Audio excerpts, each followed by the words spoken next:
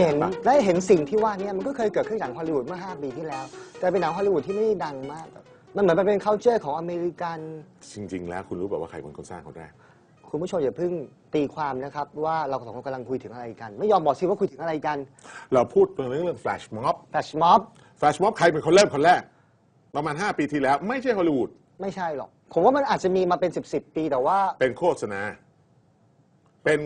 ณาของบริษัทโทรศัพท์ที่อเมริกาชื่อ T-Mobile ไปใช้สถานีรถไฟที่นิวยอร์ก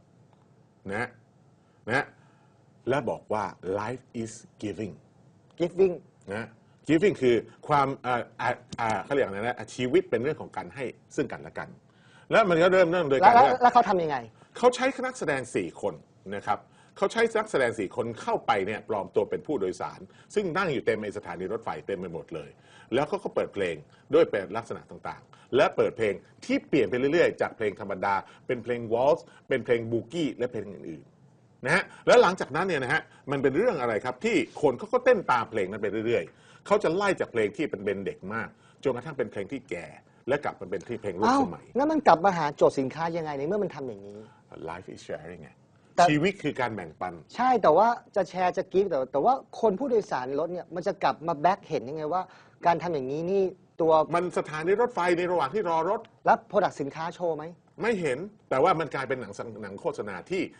เขาพูดถึงคอนเซ็ปต์เดี๋ยวนี้โฆษณาไม่จำเป็นต้องพูดถึงสินค้าเพราะตัวโทรศัพท์มันคือคลื่นอากาศมันออกฉายทั้งทีวีคนก็เลยทั้งทีวีแล้วตรงนี้อย่างนี้ในมุมหนึ่งถ้าผมจะมองว่ามันคือฟอร์มหรือว่าฟอร์แมตของเวลาว่าไทซิ่งนี่มันคือโฆษณากองโจรมันคือใช้ความเป็นอินแอคทีฟคือใช้ตัวกระแสของคนเต้น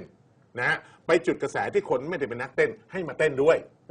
นะฮะแต่ที่นี่ของเราอื่นๆที่มันกลายผ่านไปกลายเป็นเต้นเพื่อดูโชว์เฉยๆแต่ไม่ได้เป็นตัวคอนเซปต์หลักของ Flash Mob Flash Mob ก็คือการที่เราสามารถจะลากคนอื่นให้สามารถจะไปอินเตอร์แอคหรือพาร์ติซิเพตกับเราโดยการเต้นประสานงานกับเราไปด้วยแฟลชม็อบไม่ใช่สิ่งใหม่แต่เป็นสิ่งที่มันนำย้อนกลับมาใช้แล้วมันน่าสนใจ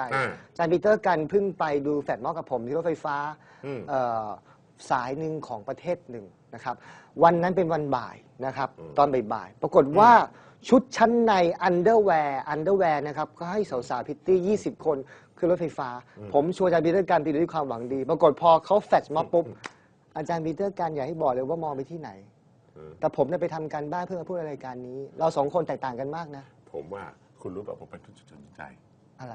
เพราะกางเกงลิงผมทรงลุงยาวสุดคนอื่นมันสั้นๆเล็กๆหมดไอ้นี่ไม่บอกไอ้แก่นี่มาจากไหนวะทำไมมันยาวถึงเอาเปรียบชาวบ้านก็กลายเป็นจุดเด่นเลยเห็นป่ะเรียกลามกจบแล้วลามก